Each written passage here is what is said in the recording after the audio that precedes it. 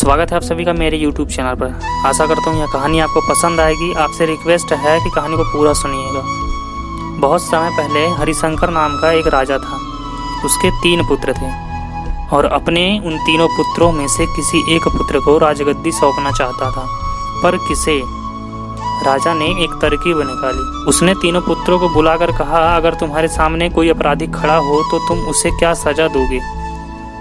पहले राजकुमार ने कहा कि अपराधी को मौत की सजा दे दी जाए, तो दूसरे ने कहा कि अपराधी को काल कोठरी में बंद किया जाए। तभी तीसरे राजकुमार की बारी थी। तीसरे राजकुमार ने कहा, पिताजी, सबसे पहले यह देख लिया जाए कि उसने गलती की भी है या नहीं। उसके बाद उस राजकुमार ने एक कहानी सुनाई। किसी राज्य में एक राजा हुआ करता था। उसके पास एक सुंदर सा तोता था। वह तोता बड़ा बुद्धिमान था। उसकी मीठी वाणी और उसकी बुद्धिमत्ता की वजह से राजा उसे हमेशा बहुत खुश रहता था। एक दिन की बात है कि तोता राजा से कहा, मैं अपने माता पिता के पास जाना चाहता हूँ। वह जाने के लिए राजा से विनती करने लगा। तब राजा ने कहा, ठीक है, लेकिन तुम्हें 5 दिन में वापस आना होगा। वह तोता जंगल की ओर उड़ चला। अपने माता पिता से जंगल में मिला और खूब खुश हुआ। ठीक 5 दिन बाद जब वह राजा के पास जा रहा था, तब उसने एक सुंदर सा तोहफा राजा के लिए ले जाना उचित समझा। वह राजा के लिए अमृत फल ले जाना चाहता था। जब अमृत फल के लिए पर्वत पर पहुंचा, तब रात हो चुकी थी। उसने फल को तोड़ा और वहीं रात गुजारने की सोची। तोता सो रहा था, तभी एक सांप आया और वह फल खाना शुरू कर दिया।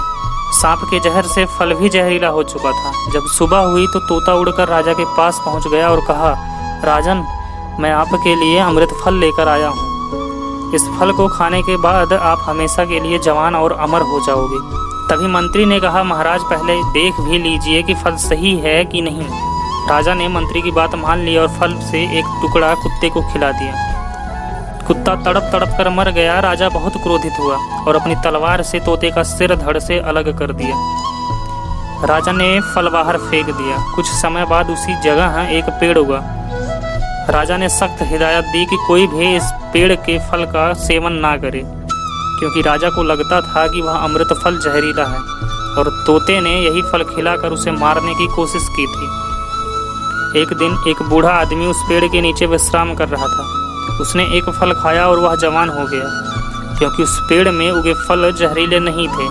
जब इस बात का पता राजा को चला, उसे बहुत पछतावा हुआ। उसे अपनी करनी पर लज्जा हुई। तीसरे राजकुमार के मुख से यह कहानी सुनकर राजा बहुत खुश हुआ और राजा ने तीसरे राजकुमार को उत्तराधिकारी समझते हुए उसे अपना राज्य सौंप दिया। दोस्तों, इस कहानी से हमें यही सीख मिलती है कि किसी भी अपराधी को सजा देने से पहले देख लेना चाहिए कि उसकी गलती है भी या नहीं। जल्दबाजी में कोई निर्णय ना करें, क्योंकि जल्दबाजी में किए गए निर्णय से हमें पछतावा ही होता है, कोई लाभ नहीं होता है। आशा करता हूँ यह कहानी आप सभी को पसंद आई होगी। पसंद आई तो चैनल को सब्सक्राइब कीजिए, वीडियो को लाइक कीजिए, हो सके तो वीडियो शेयर भी कीजिए।